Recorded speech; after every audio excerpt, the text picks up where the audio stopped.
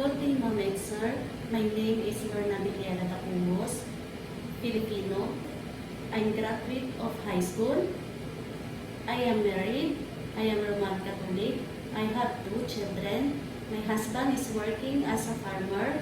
I have 3 brothers and 4 sisters. I am 6 in the families.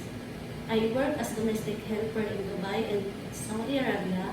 My responsibilities are washing, ironing, and cleaning the house.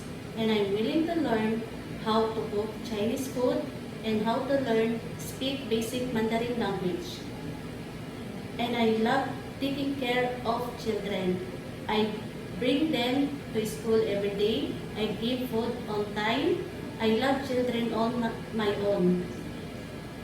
I am honest, hardworking, and loyal.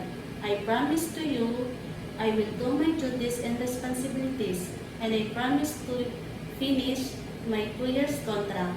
Thank you, Mom and Sir.